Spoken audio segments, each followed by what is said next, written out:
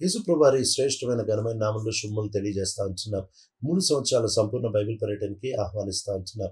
అపోస్తల కార్యాలు 22వ అధ్యాయము 30వ వచనం నుంచి 23వ అధ్యాయము 10వ వచనం వరకు. 22వ అధ్యాయం 30వ వచనంలో అక్కడుంటున్న కమాండింగ్ ఆఫీసర్, రోమా 1000 మంది సైనికుల మీద ఉంటున్న అధికారి, ఆ వ్యక్తి నిజంగా పౌలు గురించి ఇక్కడ జరిగేదేంటి అనే విషయాన్ని ఈయన పరీక్షించగోరి ఆయన మరుసటి దినాన్న పౌలుని, ఆ తర్వాత ఇంకో పక్కన సభా మందిరము లేకపోతే ఆ సెన్హెద్రిన్ సభ వారందరినీ కూడా ఆయన పిలుస్తా వచ్చాడు. వాళ్ళందరూ మరుసటి దినాన్న కూడి వస్తా వచ్చారు. ఇది సెన్హెద్రిన్ వాళ్ళు పెట్టిన సభ కాదు, కానీ ఇది రోమా అధిపతి పెట్టిన సభ. దాంట్లో ఒకవైపున పౌలు, ఇంకో వైపున సెన్హెద్రిన్ సభ వాళ్ళు, వీళ్ళందరూ కూడొచ్చారు. మెటికి ఏలేవాడు, ఈ సభని నడిపించే వాడు, ఈ సభకి పీఠం యొక్క స్థానం వహించేవాడు ఆ రోమా అధికారే.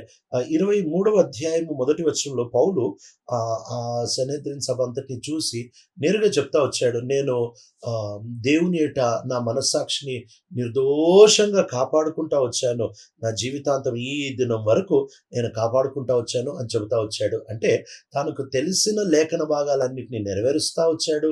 అంతేకాకుండా తాను ఇశ్రాయేలు దేశం యొక్క పౌరస్తుడుగా ఇశ్రాయేలీలకి ఎంత మేలు చేయగలడో అంత మేలు చేస్తా వచ్చాడు అనే విషయాన్ని ఆయన నేరుగా దేవుడే నాకు సాక్షి, నేను చాలా బాగా బతుకుతా వచ్చాను, నాకు తెలిసిన మేరకు నేను బ్రతుకుతా వచ్చానని చెబుతా వచ్చాడు. ఇక్కడ మనసాక్షి అనే విషయాన్ని మనం గమనించినట్లయితే దేవుడు మనసాక్షిని మానవుడిలో పెడతా వచ్చాడు, ఏది తప్పు ఏది ఒప్పు అని చెప్పడానికి. అయితే మనసాక్షి ప్రాథమికమైన విషయాలలో, ఆ తర్వాత మన యొక్క ఒప్పింపుల విషయంలో, మన యొక్క ఉద్దేశాల విషయంలో అది ఏది మేలో ఏది కీడో చెప్పేదిగా ఉంటుంది. అయితే మనం లేఖనాల దగ్గరకు వచ్చినప్పుడు ఇంకా వివరంగా, ఇంకా సవివరంగా లేఖనాలలో నుంచి మనం దేవుని యొక్క ప్రణాళికల్ని తెలుసుకోగలిగిన వారమై ఉంటున్నాం. ఈ రకంగా పౌలు తాను నిర్దోషమైన మనసాక్షి కలిగిన వాడిగా ఉన్నాడు అని ఎప్పుడైతే చెప్తా ఉంటున్నాడో, వెంటనే అక్కడ ఉంటున్న అనన్య తాను పౌలు పక్కన ఉంటున్న వాడిని ఆయన నోరు మీద, ఆయన మూతి మీద కొట్టు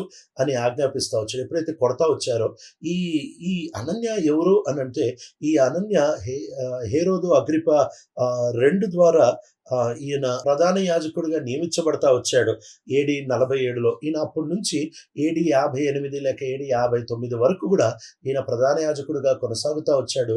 మట్టుకి ఈ వ్యక్తి చాలా ధనాపేక్ష కలిగిన వాడిగా, చాలా క్రూరుడిగా, చాలా అధర్మిగా పేరు పొందుతా వచ్చాడు. కనుక ఈ వ్యక్తి ఎప్పుడైతే కొట్టమంటా వచ్చాడో, ఎందుకు కొట్టమంటా వచ్చాడో కారణం మనకు తెలియదు, కానీ బహుశా ఆయన పౌలుని భయపించడానికి కొట్టమంటా వచ్చాడో, లేక పౌలు ఆయనకి నచ్చలేదు, పౌలు చేసేది ఆయనకి అక్రమంగా అనిపిస్తా వచ్చినందుకు పౌలుని కొట్టమంటా వచ్చాడో మనకు తెలియదు. అయితే పౌలు ఎప్పుడైతే కొట్టబడ్డాడో 3వ వచనంలో ఆయన వెంటనే చెప్తా ఉంటున్నమాట, దేవుడు నిన్ను మొత్తుతాడు, సున్నం కొట్టిన గోడ అని చెప్తా ఉంటున్నాడు. దేవుడు నిన్ను మొత్తుతాడు అనేది ఆయన ప్రవచనాత్మకంగా చెప్పాడు, లేకపోతే ఆయన దేవుడు దుష్టులందరినీ మొత్తుతాడు అని సామాన్యంగా చెప్పాడో మనకు తెలీదు. అయితే ఈయన చెప్పిన మాట అక్షరానుసారంగా AD 66లో యూదులు రోమీల మీదకి పోరాడడానికి ఒక పెద్ద విప్లవాన్ని తీసుకొని వచ్చినప్పుడు, అప్పుడు అనన్య మీద పడి అనన్యాన్ని హతమారుస్తా వచ్చారు, అనన్యాన్ని హత్య చేసేస్తా వచ్చారు. ఎందుకంటే అనన్య ఈయన రోమీల వైపు మొగ్గు చూపిస్తా వచ్చాడు గనక తనని చంపేస్తా వచ్చారు.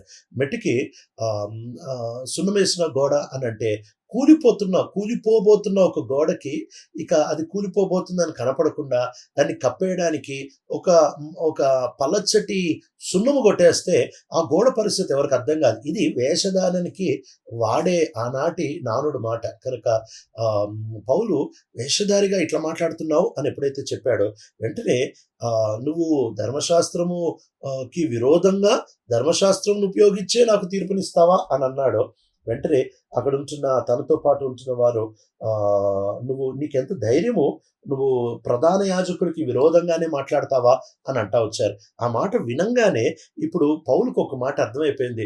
నిర్గమకాండం 22వ అధ్యాయం 28వ వచనంలో దేవుణ్ణి దూషించొద్దు, అంతేకాకుండా నీ మీద అధికారిగా ఉంటున్న ఆయనని దూషించొద్దు అనే ఆజ్ఞ గుర్తొచ్చి, నేను లేఖనానికి విరోధంగా వెళ్ళానే, నేను లేఖనానికి విరోధమైన పని చేశానే అని ఇప్పుడు తాను సమర్థించుకోవచ్చు. ఎందుకంటే అక్కడ ఒక పెద్ద గుంపులో నుంచి స్వరం వచ్చింది గనక ఆ స్వరము ప్రధాన యాజకుడిది, ఆ స్వరము ప్రధాన యాజకుడి దగ్గరకు వస్తుంది అని తెలియక పౌలు ఆ మాట అని ఉంటాడు. మెటికి పౌలు సులువుగా వాదించవచ్చు, ఇదిగో నేనేం కావాలని చేయలేదు, నాకు నువ్వెవరో తెలియక అనేశాను అని తనను తాను సమర్థించుకోవచ్చు.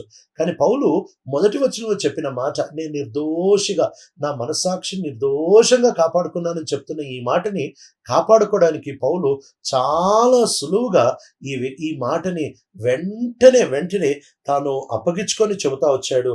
అయ్యో, నాకు తెలీదు ఈయన ప్రధాన యాజకుడని, నాకు ప్రధాన యాజకుడని తెలుసుంటే ఇలా చేసేవాడిని కాదు. ఎందుకంటే లేఖనాలు చెప్తుంది, నీ ప్రధాన యాజకుడికి లేకపోతే నీ యొక్క ప్రజల ఏలికకి విరోధంగా నువ్వు మాట్లాడొద్దు అని లేఖనాలు చెబుతా ఉంది. మెట్టుకి ఈ ప్రస్తావన అయిపోయిన తర్వాత పౌలు అక్కడ ఉంటున్న వాళ్ళందరినీ చూశాడు. కొంతమంది ఫరిసేయులు ఉన్నట్టు చూశాడు, కొంతమంది సద్దుకయ్యులు ఉన్నట్టు చూశాడు. వెంటనే పౌలు చాలా జ్ఞానంతో, చాలా వివేకముతో ఆయన చెబుతా వచ్చిన మాట, నేను ఇక్కడ ఎందుకు నిలబడ్డాను అని అంటే, మృతుల పునరుద్ధానాన్ని నమ్మే ఫరిసేయుణ్ణి కాబట్టి నేను ఇక్కడ నిలబడున్నాను. వాస్తవమే ఆయన చెప్తున్న మాట. యేసుక్రీస్తు ప్రభువారు తిరిగి లేవలేదు అనే వాదన ఆ రోజుల్లో అందరి నోట తిరుగుతా ఉంది కాబట్టి, యేసు తిరిగి లేచాడు, ఆ దాన్ని బట్టి నేను ఇక్కడ నిలబడున్నాను అని అనేటప్పటికి వెంటనే ఇంకా ఫరిసేయులు సద్దుకయ్యులు వాళ్ళ నమ్మకాలు వేరు. సద్దుకయ్యులు ఆత్మను నమ్మరు, దేవదూతను నమ్మరు. సద్దుకయ్యులు తిరిగి లేవడాన్ని నమ్మరు, చచ్చిపోయిన తర్వాత మళ్ళీ జీవం ఉందని నమ్మరు. ఇవి ఏవి నమ్మరు. కానీ ఫరిసేయులు వీటిలన్నింటినీ నమ్ముతారు. దేవదూతను నమ్ముతారు, ఆత్మను నమ్ముతారు, పునరుద్ధానాన్ని నమ్ముతారు. ఎప్పుడైతే ఈ ఈ ఈ మాట అన్నాడో వెంటనే ఫరిసేయులందరూ ఒకటైపోయారు, సద్దుకయ్యులందరూ ఒకటైపోయారు. సద్దుకయ్యులు పౌలుకు విరోధంగా పోరాడుతుంటే ఫరిసేయులు, ఏం పెద్ద ఆయన చేసిన తప్పు పెద్ద అంతేం లేదు, ఆయనకు బహుశా దేవుని దూత కనిపించారేమో, లేక ఆత్మ వచ్చారేమో, అది సహజమే కదా అన్నట్టు వాళ్ళు సులువుగా దీనిలో ఏ తప్పు లేదు అని చెప్పేస్తా వచ్చారు. ఎప్పుడైతే ఈ మాట చెప్తా వచ్చారు, ఈయనలో ఏ తప్పు లేదు అనే మాట చెప్తా వచ్చారో వెంటనే వాళ్ళిద్దరి మధ్యలో కలహం చాలా ఎక్కువైపోయింది. ఎంత ఎక్కువైపోయిందంటే ఇక పౌలు మీద పడి పౌల్ని చింపేసే అంత పరిస్థితి. ఆ మాట టేర్ హిమ్ డౌన్, పౌల్ని చింపేసే అంత భయంకరమైన పరిస్థితి వారి మధ్యలోకి వచ్చేస్తా వచ్చింది. అప్పుడు వెంటనే అక్కడ ఉంటున్న ఆ అధికారి ఎవరైతే ఈ సభను నడిపిస్తూ ఉంటున్నాడో ఆయన సైనికుల్ని పంపించినప్పుడు వాళ్ళు బలవంతంగా వచ్చి పౌల్ని ఆ స్థలం నుంచి తీసుకొని వెళ్ళిపోతా వచ్చారు. పౌలు భద్రపరచబడతా వచ్చాడు. మెట్టికి మన జీవితాల్లో మనం కూడా గ్రహించాల్సింది ఇదే. పౌలు 3 విషయాల్ని చాలా క్షుణ్ణంగా, చాలా జ్ఞానంతో ఆయన వివరిస్తా వచ్చాడు. ఒక పక్కన సత్యం, ఆయన అబద్ధం ఏం చెప్పట్లేదు. నేను ఇక్కడ ఎందుకున్నాను అని అంటే, నేను పునరుద్ధానాన్ని, యేసుక్రీస్తు ప్రభువారి పునరుద్ధానం నమ్ముతున్నందుకే ఇక్కడున్నా కనుక సువార్త సత్యానికి మొదటి ప్రాధాన్యత ఇచ్చాడు. రెండోది అక్కడ ఉంటున్న పరిస్థితులన్నీ చూసి చాలా జ్ఞానంగా, వివేచనతో కూడా ఆయన జవాబిస్తా వచ్చాడు. మూడవది తన భద్రత కూడా తను చూసుకోగలుగుతా వచ్చాడు. ఈ మూడింటిని కలుపుతా వచ్చాడు. ఎంత అద్భుతమైన వ్యక్తి కదా. మెటికి వీటిలన్నిటి మధ్యలో దేవుని ఉగ్రత అనన్య మీద పడతా వచ్చింది. కానీ దేవుని యొక్క మక్కువ పౌలుతో నిలబడతానే వచ్చింది. పౌలు తన మనసాక్షిని ఆధారం చేసుకొని తాను ప్రభుని యథార్థంగా సేవిస్తా వచ్చాడు. లేఖనాలకి శక్తుల విధేయత చూపించగలుగుతా వచ్చాడు. అందుకే దేవుడు కూడా పౌలు పక్షంగా ముద్ర వేసి పౌలు యొక్క సేవని ఆశీర్వదిస్తా వచ్చాడు. ప్రియ తండ్రి, నమ్మకమైన దేవా, మా జీవిత యాత్రలో నువ్వు మాతో ఉంటే చాలు దేవా. నీకు మేము యథార్థంగా ఉంటే చాలు.